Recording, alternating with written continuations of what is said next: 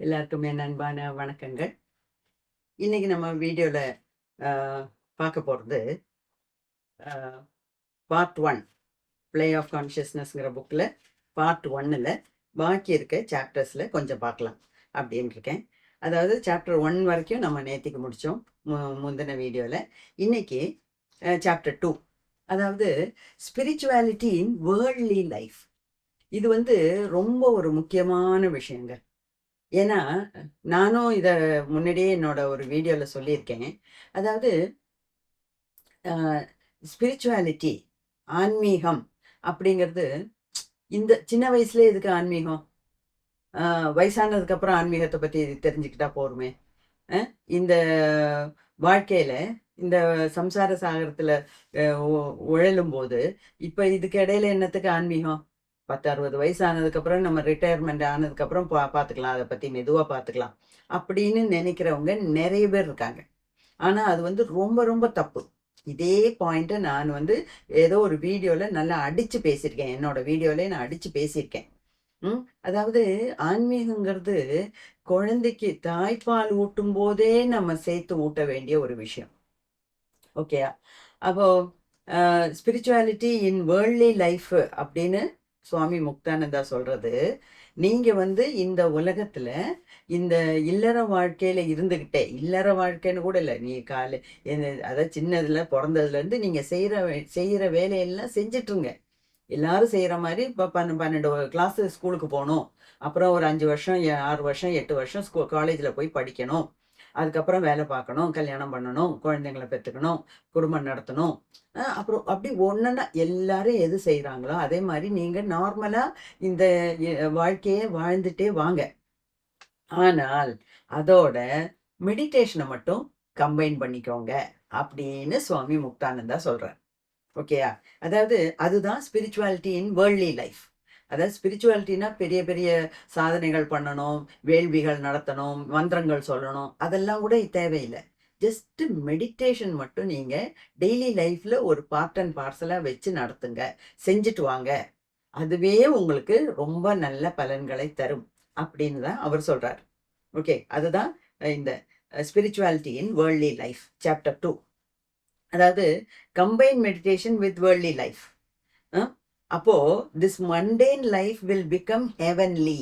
அதாவது இந்த வாழ்க்கையில இருந்துகிட்டே சாதாரண வாழ்க்கை வாழும் போதே நீங்க மெடிடேஷன் பண்ணீங்கன்னா உங்க வாழ்க்கையே அவ்வளோ சொர்க்கலோகமா மாறிடும் அப்படின்னு சொல்றார்.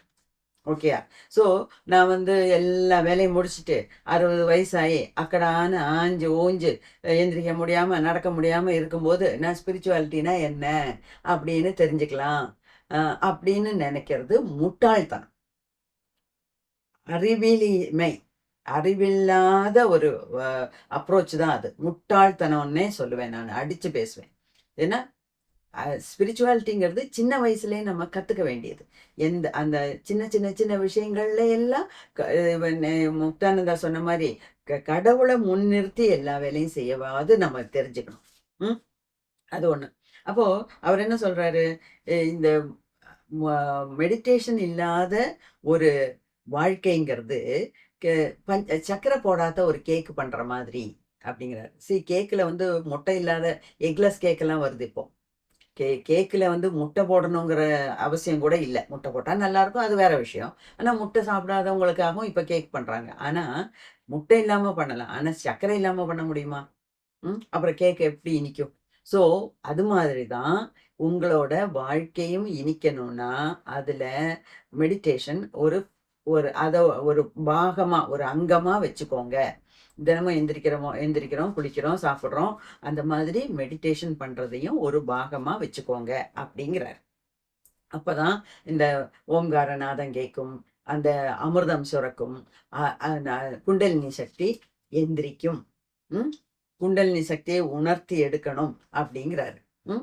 அப்போ இதுக்காக நான் அவரே சொல்றாரு. நான் வந்து உங்கள வந்து காட்டுக்கு போணும். அல்லன்னா எல்லா சொந்த பந்தத்தை எல்லாம் விட்டுட்டு சன்னியாசியா போணும்லாம் சொல்லவே இல்ல. எல்லா வாழ்க்கையும் இந்த இருக்கிற வாழ்க்கைய வாழ்ந்துகிட்டே இருங்க. அ பிஎம்டபிள்யூல போணுமா? போங்க. 5 ஸ்டார் ஹோட்டல்ல போய் தங்குறீங்களா? தங்குங்க. உங்களுக்கு பணம் இருந்தா என்ஜாய் பண்ணுங்க. எதுவுமே நான் வேண்டான்னு சொல்லலை. ஆனால் அதுக்கு ஏற்ற மாதிரி கொஞ்சம் மெடிடேஷன் மட்டும் பண்ணுங்க அப்படின்னு இவ்வளோ பெரிய மகான் சொல்லும்போது நம்மளால அதை எப்படி மறக்க முடியும்? ம் யோசித்து பாருங்க. அதாவது அவர் என்ன சொல்றாருன்னா, அவரோட குருவாகிய பகவான் நித்யானந்தா சொன்ன ஒரு கதைய இப்போ சுவாமி முக்தானந்தா அவரோட புக்ல எழுதுறாரு. அதாவது ஒரு கணவன் மனைவி ஒரு சபதம் எடுத்துக்கிட்டாங்களாம். நம்ம வந்து க்ஷேத்ராடனம் போணும், பில்கிரிமேஜ் போணும், எல்லா கோவில்லையும் ஏறி இறங்கணும், எல்லா கோவில்லையும் போய் சாமி கும்பிடணும் அப்படின்னு ஒரு முடிவெடுத்தாங்க. ஆனா அவங்களால கடைசி வரைக்கும் அதை செய்யவே முடியல. அப்படி செய்ய முடியாம இருக்கும்போது தான் அவங்க என்ன சொன்னாங்க, அப்படி அவங்களுக்கு ரொம்ப மனசு வருத்தம். செய்ய முடியாம போயிடுச்சே! நம்ம எவ்வளவோ ஆசைப்பட்டோம், எவ்வளவோ பிளான் பண்ணோம், கடைசியில ஒண்ணும் நடக்கலையே! அப்படின்னு நினைக்கும்போது, அவங்க வந்து ஒரு மகான போய் பார்க்குறாங்க. ம். பார்த்து எங்களுக்கு ஒரு வழி சொல்லுங்க. ஏன்னா நாங்க உண்மையிலேயே ரொம்ப நெனைச்சோம், க்ஷேத்ராடனம்லாம் போணும்னு. ஆனா எங்களால போகவே முடியலையே! சுவாமி எங்களுக்கு அது மனசுல பெரிய ஒரு பாரமா இருக்கு. அதுக்கு ஒரு வழி சொல்லுங்க சாமின்னு சொன்னப்போ, அந்த மகான் சொன்னாராம், "நான் உங்களுக்கு வேறொரு கணவன் மனைவிய காமிக்கிறேன். ம். அவங்க வந்து குடும்பத்துல இருந்துகிட்டே, அவங்க ம மெடிடேஷன் பண்ணி, இந்த குண்டலினி சக்தியை எழுப்பியிருக்காங்க. அவங்களுக்கு அவங்களோட உடம்புல, அவங்களோட ஒவ்வொரு ரத்த நாளத்திலயும் குண்டலினி சக்தி பாய்ஞ்சிட்டு இருக்கு. அ நீங்க ஒண்ணு பண்ணுங்க. நீங்க 2 பேரும் அந்த தம்பதிகள போய் பார்த்து, அவங்களுக்கு ஒரு சின்ன ஒரு காணிக்கை, ஒரு பூவோ, பழமோ கொண்டு போய் காணிக்கையா அவங்க காலடியில வச்சுட்டு, அவங்கள 3 தடவ வலம் வந்தா போரும். நீங்க நெனச்ச க்ஷேத்ராடனம் போகாத குறை உங்கள விட்டு மாறும்." அப்படின்னு சொல்றார். அப்படின்னு அந்த மகான் சொன்னதாவும், அந்த கணவன் மனைவி அதே மாரி செஞ்சதாகவும் ஒரு கதை சொல்றார். ம். அப்போ இது இது இந்த புக்ல இந்த கதைய படிக்கும்போது, எனக்கு டக்குன்னு ஞாபகம் வந்தது. இந்த நாரதர் வந்து ஒரு மாம்பழம் கொண்டு கனிய கொண்டு வந்து சிவன் கையில குடுத்தாரு. சி கணபதியும், முருகனும் அதுக்கு எனக்கு வேணும், எனக்கு வேணும்னு சொல்லி சண்டை போட்டாங்க. அப்போ என்ன சொன்னாரு சிவன், யாரு உலகத்த மொ ஒரு தடவ ஃபுல்லா சுத்தி வராங்களோ, அவங்களுக்கு தான் இந்த கனி அப்டின்னாங்க. உடனே முருகன் துள்ளி எந்திரிச்சு மயில் வாகனத்து மேல ஏறி உட்கார்ந்து, நான் தான் ஃபர்ஸ்ட்டு சுத்தி வருவேன். எனக்கு தான் அந்த கனி அப்படின்னு சொல்லி சுத்த ஆரம்பிச்சாரு. ஆனா கணபதி இருந்த இடத்துல இருந்தே யோசித்தாராம். எனக்கு என்னோட அம்மா, அப்பா தானங்க உலகம். அப்ப எங்க அம்மா, அப்பாவ நான் ஒரு தடவ சுத்தி வந்தா உலகத்த சுத்துனதுக்கு சமானம். அப்படின்னு சொல்லி அவங்க அம்மா, அப்பாவ ஒரு தடவ சுத்தி, ஒரு தடவ 3 தடவ சுத்திட்டு வந்து எனக்கு கனி குடுப்பா அப்படின்னு சொல்லி கனிய வாங்கிட்டாராம். அப்போ இதெல்லாம் வந்து புராணங்கள், கதைகள். இந்த கதைகள்லாம் யாருக்காக சொல்லப்பட்டதுன்னா, நம்மள மாரி சாதாரண மனுஷனுக்காக சொல்லப்பட்டது. அதாவது இந்த அதாவது உ உலகத்த சுத்தி வர்றத விட, அதாவது நம்ம கோயில் கோயிலா போய் எல்லாம் பண்றத விட, நம்ம வீட்ல இருந்தே நம்ம சாதாரண லைஃப நடத்திக்கிட்டே, இந்த இல்லற வாழ்க்கையில இருந்துகிட்டே நம்ம மெடிடேஷன் பண்ணோம்னாலே, நம்மளோட சித் சக்தி, அதாவது குண்டலினி சக்தியை எழுப்ப முடியும் அப்படின்னு சொல்றார். ஓகே. அந்த குண்டலினி சக்தியை எழுப்பும்போது தான், நமக்கு அந்த குண்டலினி சக்தியோட அ அனுக்கிரகம் 72,000 நாடிகள்லயும் பிரவாகமாக ஓடும். ம். அதனாலேயே நமக்கு வந்து நம்மளால புரிஞ்சுக்க முடியும். கடவுள புரிஞ்சுக்க முடியும். எவ்வளவோ இந்த உலகத்துல இருக்கிற சந்தோஷங்கள், நீங்க என்னென்ன ஆசைப்படுறீங்களோ, அது எல்லாமே கிடைக்கும் அப்படின்னு சொல்றாரு. ஓகேயா? ம். Lead your normal life. நான் காட்டுக்கு சொல்லல. எம் எம் சு ப சுத்த ப ந ப பந்தங்களை எல்லாம் விட சொல்லல. அ lead your normal life. Follow your own religion. நீங்க எந்த எந்த மதத்த சார்ந்தவங்களோ, அந்த மதத்தில இருக்கிறதெல்லாம் சொல்லப்பட்டதெல்லாம் செய்யுங்க. ஒண்ணுமே மாற வேண்டாம். ஆனா, but always place God first. Always place God ஃபர்ஸ்ட்னா என்ன? கடவுள முன்னிறுத்தி எந்த வேலையும் தொடங்குங்க. எந்த வேலையும் செய்யுங்க அப்படிங்கிறார். அது மட்டும் இல்ல, அ அந்த மாரி உங்களுக்கு காட் ரியலைசேஷன் வேணும்னா, அதுக்கு முக்கியமான ஒரு பங்கு வகிக்கிற ஒரு ஆள் உங்களுக்கு லைஃப்ல வேணும். அதுதான் குரு. ஓகேயா? அதுதான் குரு. அப்போ இந்த அதுக்கு அடுத்தது இப்ப சாப்டர் 3வது. 3வது சாப்டர்ல என்ன சொல்றாருன்னா, தி கிரேட்னஸ் ஆஃப் அ குரு. அப்போ மெதுவா அவர் ஒவ்வொன்னா நமக்கு சொல்லிட்டே வரார். அப்போ நம்ம வாழ்க்கையில ஒரு குருவோட அவசியம் என்ன? அந்த ஒரு குரு நமக்கு நல்ல குரு. நல்ல குருன்னா இந்த காலத்துல இருக்க ஒரு காவி உடைய போட்டுட்டு, ஒரு காசு வாங்கிட்டு, "உனக்கு அத சொல்லி தரேன், இத சொல்லி தரேன். எனக்கு 5000 குடு, 10,000 குடு, இல்லன்னா 50,000 குடு. உனக்கு குண்டலினி சக்திய 2 நாள்ல எழுப்பி தரேன்." அப்படின்னு சொல்ற குருமார்கள பத்தி சுவாமி முக்தானந்தா பேசல. ஒரு அதாவது அந்த உங்களுக்கு கிடைக்கிற ஒரு குருங்கிறது, அந்த குரு பரம்பரையில சிவனோட அம்சமா இருக்கணும். ஏன்னா சிவன் வந்து தான் பிரைமார்டியல் குரு. முதல் முதல் ஆதி குரு. ஆதி குருங்கிறது சிவன். அந்த சிவன் பரம்பரையில வந்த மாதிரி அவ்வளோ அதாவது நம்பிக்கையோட அவருக்கு ஸ்பிரிச்சுவல் எக்ஸ்பீரியன்ஸ் இருக்கணும். யாருக்கு? நம்ம குருவுக்கு. அந்த குரு பரம்பரையில வந்திருக்கணும். அவருக்கே நிறைய ஸ்பிரிச்சுவல் எக்ஸ்பீரியன்ஸ் இருக்கணும். அவருக்கு கடவுள் மேல நம்பிக்கை இருக்கணும். அந்த மாதிரி ஒரு குரு நீங்க தேர்ந்தெடுத்தீங்கன்னா, அந்த குருவே போறோம் உங்களை எல்லா விதத்திலையும் வழி நடத்தி செல்வார். அப்போ உங்களுக்கு எல்லாத்துக்கும் ஆன்மீகத்துல போனாலும் இல்லாட்டினாலும், இந்த சாதாரண வாழ்க்கை நடத்தினாலும் அதுக்கு ஒரு குருவோட துணை அவசியம் அப்படிங்கிறார். அது மட்டும் இல்ல, நீங்க இனிமேல் போக போக உங்களுக்கு புரியும். ஏன்னா இந்த புக்கை ஃபுல்லா நான் முதவே படிச்சேன்னு சொன்னேனே, அதுல அவரோட அதாவது சுவாமி முக்தானந்தா அவரோட குருவாகிய பகவான் நித்யானந்தாவை தான் அவர் மெடிடேட் பண்ணார். கடவுளா நினைச்சு மெடிடேட் பண்ணார். நித்யானந்தாவோட 2 செருப்பு, அவர் போட்டிருந்த 2 பாத தூளிகைய வச்சுதான் அவர் வந்து பூஜை பண்ணார். அவ்வளோ தூரம் குரு பக்தியோட இருந்ததுனாலதான் இவருக்கு அவ்வளோ நல்ல அனுபவங்கள் கிடைச்சது. எனக்கு கிடைச்ச அனுபவங்கள்லாம் எனக்கு காரணம் என் குரு தான் அப்படின்னு குரு மேல பயங்கர பக்தி அவருக்கு. அதனாலதான் அவர் குருவை பத்தி அவ்வளோ இதா சொல்றாரு. ஆனா அது மட்டும் இல்ல, நமக்கும் சாதாரண மனுஷனுக்கும் ஒரு குரு தேவை. நம்மள அதாவது இப்ப எவ்வளவோ வீடியோஸ் வருது, புக்கு கிடைக்குது, ஆடியோஸ் வருது. அதை வச்செல்லாம் நம்ம வந்து ஒரு ஸ்லோகம் கத்துக்கலாம். பூஜா முறைகள்லாம் சொல்றாங்க. அதெல்லாம் கேட்டு ஓரளவுக்கு செய்யலாம். சுயமா நமக்கே நம்மளால ஓரளவுக்கு செய்ய முடியும். அதுக்கு மேல அதை தாண்டி போகணும்னா நமக்கு ஒரு குருவோட அவசியம் வேணும். அது மட்டும் இல்ல, அதுக்கு என்ன பண்ணலாம் அப்படின்னா, ஏன்னா நமக்கு நல்ல ஒரு குருவுக்கும் இந்த போலி குருவுக்கும் வித்தியாசம் தெரியும். ஏன்னா இந்த காலத்துல போலி குருமார்கள் தான் ஜாஸ்தி. அப்ப அங்கேயோ இங்கேயோ எங்கேயோ ஒரு இடத்துலதான் உங்களுக்கு நல்ல ஒரு குருவை தேடி கண்டுபிடிக்க முடியும். அப்ப அந்த தேடி கண்டுபிடிக்கிறதுக்கும் நமக்கு ஒரு சக்தி வேணும். ஓகே, அது ஒண்ணும் இல்லையா, நாம மனசால பிரார்த்தனை பண்ணாலே போதும். ஏன்னா when the student is ready, the guru appears அப்படின்னு சொல்றாங்க. அதாவது நம்ம ரெடி ஆனோம்னா நம்மளை தேடி குரு வருவாரு அப்படிங்கிறது சத்தியம். ஏன்னா நிறைய இடங்கள்ல நான் அதுவும் பார்த்திருக்கேன். குரு வந்து தேடி வருவாங்க சிஷ்யன்கிட்ட. ஏன்னா அந்த குருவுக்கு தெரியும் இந்த சிஷ்யன் இங்க ரெடி ஆயிட்டு இருக்காரு, அந்த சிஷ்யன் ரெடி ஆனோடனே நம்ம அங்க போகணும், அவனை வழி நடத்தணும் அப்படின்னு.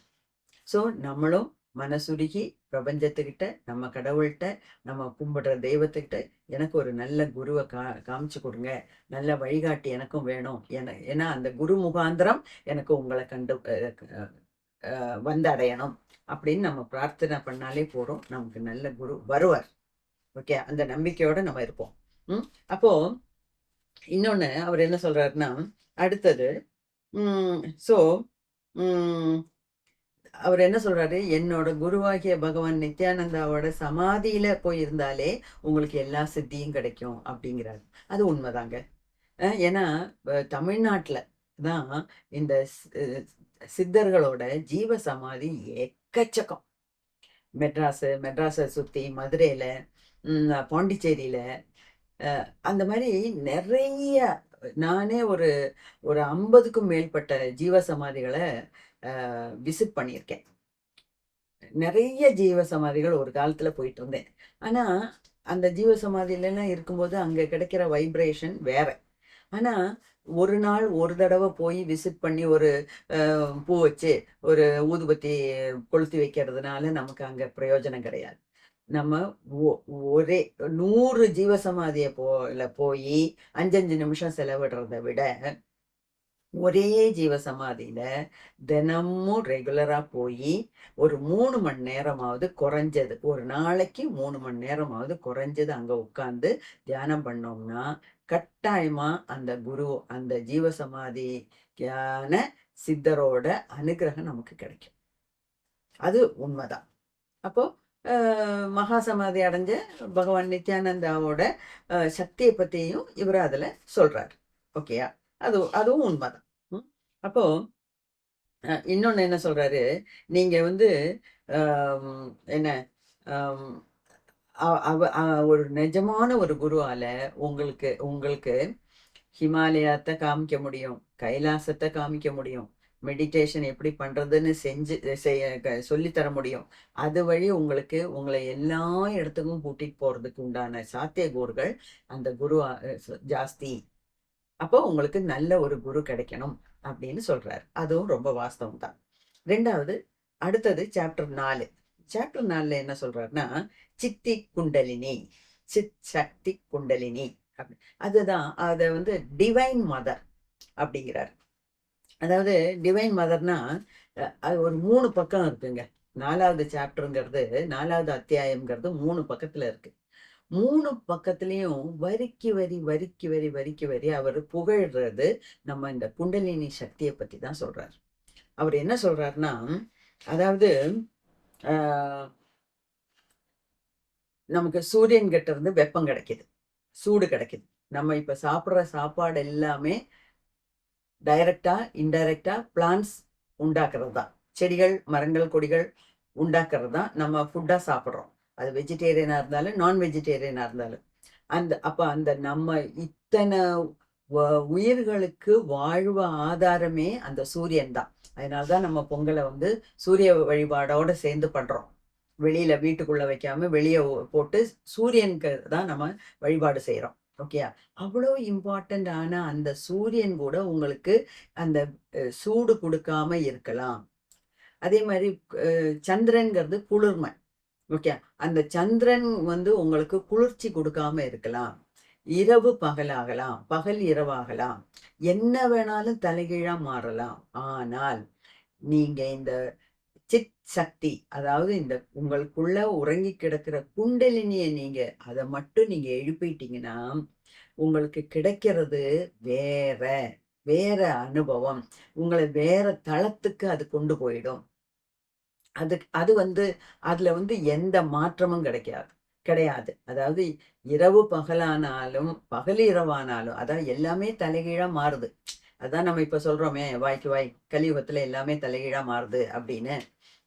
அத எல்லாமே மாறினா கூட நம்ம அம்மாவாகிய குண்டலினி சக்தி நம்ம உடம்புலே உறங்கி கிடக்கிற குண்டலினி சக்தியை எழுப்பி விட்டுட்டோம்னா நம்ம எது மாறினாலும் அந்த அம்பாளோட அனுகிரகம் மாறாது. அது 72,000 நாடிகளிலேயும் பிரவாகமாக ஓடும்.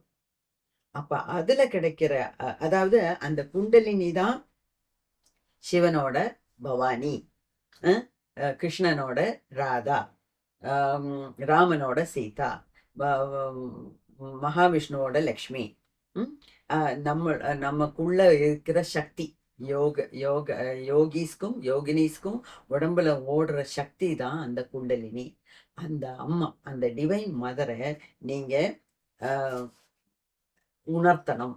அதுக்கு ஒரே வழி நமக்கு மெடிடேஷன் பண்றது அப்படின்னு சொல்றோம். ஓகே, ஸோ இதோட இந்த வீடியோ முடிச்சிடறோம். அடுத்த பாக்கி சாப்டர்ஸ் எல்லாம் பாக்கி அத்தியாயங்கள்லாம் அடுத்த வீடியோவில் பார்க்கலாம். இதில் நான் என்ன சொல்கிறேன்னா, இந்த மாதிரி திருப்பி திருப்பி திருப்பி இந்த வீடியோஸ் எல்லாம் போட்டு கேட்டு புக்ஸை படித்து பண்ணினாதான், படிச்சுட்டே இருந்தோம் தான் நமக்கு இந்த மெடிடேஷன் மேலையெல்லாம் கண்டினியூஸாக ஒரு ஆர்வம் வரும். இப்போ இப்போ இப்போ கைலாஷ் சேனல் பார்க்குறீங்க, நீங்கள் பார்க்குறவங்க அத்தனை பேரும் சப்ஸ்கிரைபர்ஸ், என்னோட சப்ஸ்கிரைபர்ஸ் அத்தனை பேருக்கும் நிறைய விஷயங்கள் இப்போ புரிஞ்சிருக்கு. அது எனக்கு புரியுது.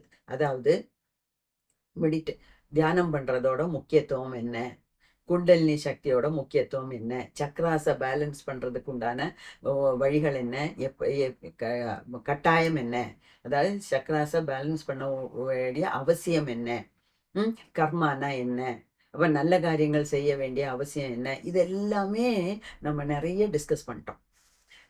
அதனால நமக்கு எல்லாத்துக்குமே தெரியுது. அந்த கைலாஷ் அதாவது ஆன்மீகத்துல கைலாஷ் சேனல் பார்க்குறவங்க எல்லாத்துக்குமே பார்க்காதவங்க கூட ஆன்மீகத்துல இருக்கவங்களுக்கெல்லாம் வந்து நிறைய விஷயங்கள் புரியுது. ஓகே, அப்போ அதை வந்து நம்ம வந்து கண்டினியூஸா அதை பண்ணணும். அதாவது எல்லாத்துக்குமே தியானம் பண்றது ரொம்ப நல்லது அப்படின்னு தெரியுது. ஆனா இந்த தியானம்ங்கிறது ஸ்பிரிச்சுவாலிட்டிங்கிறது 60 வயசுக்கு மேல ரிட்டையர்மெண்ட் ஆனதுக்கு அப்புறம்னு நினைக்காம இந்த வாழ்நாள்ல இன்னைக்கே உட்கார்ந்து மெடிடேஷன் பண்ண ஆரம்பிங்க அப்படிங்கிறது தான் சுவாமி முக்தானந்தா நமக்கு கொடுக்குற ஒரு அட்வைஸ். அது வந்து ரொம்ப அவசியங்க. ஏன்னா நான் சொல்றேன்ல, என்னோட லைஃப்ல நடக்கிறது தான் நான் சொல்றேன். இன்னைக்கும் எனக்கும் தெரியும், உங்களுக்கும் தெரியும் மெடிடேஷன் ரொம்ப முக்கியம்னு. அதே சமயத்துல நம்ம இந்த இல்லற வாழ்க்கையில வாழும்போது இப்ப 4 மணிக்கு எந்திரிச்சா 4 to 6 நம்மளால நம்மளோட சாதனைகள்லாம் பண்ண முடியும். நைட் லேட்டா படுத்தோம், காலையில 6 மணிக்கு தான் எந்திரிச்சோன்னா அன்னைக்கு சாதனை எல்லாம் போச்சு, அம்போ எல்லாத்தையும் காத்துல விட்டுற வேண்டியதுதான். ஏன்னா அதுக்கப்புறம் நம்மளோட ப்ரைவேட் டைம், நமக்குன்னு உண்டான டைம் போயிடுது. அப்போ கிச்சனுக்குள்ள போக வேண்டியது, கிச்சனுக்குள்ள போனோம்னா 6லேருந்து 9 வரைக்கும் அங்கேயே உட்காந்து வேலை செய்ய வேண்டியது. அப்போ என்ன நம்ம நினைக்கிறோம், சாயங்காலம் ஸ்கூல் விட்டு இல்லைன்னா ஆஃபீஸ் விட்டு வரும்போது இல்லைன்னா எங்கேயுமே போகாட்டினா கூட என்னோட வேலை எல்லாம் வீட்டு வேலையெல்லாம் முடிச்சுட்டு நான் உட்காருவேன். 4:30லேருந்து 6 வரைக்கும் நான் பண்ணுவேன். 4:30க்கு முன்னாடியே அங்கே 1000 வேலை நமக்குன்னு காத்துட்ருக்கு இல்லையா? யாராவது வருவாங்க, ஏதோ ஒரு ஃபோன் கால் வருது, இல்லைன்னா ஏதோ ஒரு டிஸ்டர்பன்ஸு. அன்னைக்கு போகையா போச்சு. அப்போ என்ன பண்ணப்போம், இன்னைக்கு போனா போய்ட்டு நாளைக்கு பண்ணுறேன். நாளைக்கு காலையிலையும் திருப்பி இதே கதை. ஸோ அந்த அதெல்லாம் இல்லாம ஒரு தடைகளும் இல்லாம நம்ம இந்த வாழ்க்கையை வாழ்ந்துட்டு இருக்கும் போதே நல்லபடியா ஒரு 1/2 மணி நேரம் காலையில, 1/2 மணி நேரம் சாயங்காலம் தியானம் பண்றதுக்கு உண்டான சக்தியையும் எல்லாத்தையும் சக்தியையும் அனுகிரகமும் கடவுள் கொடுக்கட்டும். அப்படி நமக்கு எல்லாத்துக்கும் அப்படி ஒரு நல்ல வாய்ப்பு கிடைக்கட்டும் அப்படின்னு பிரார்த்தனை பண்ணி எல்லாரையும் வாழ்த்துகிறேன். வாழ்க வளமுடன். நன்றி, நமஸ்காரம்.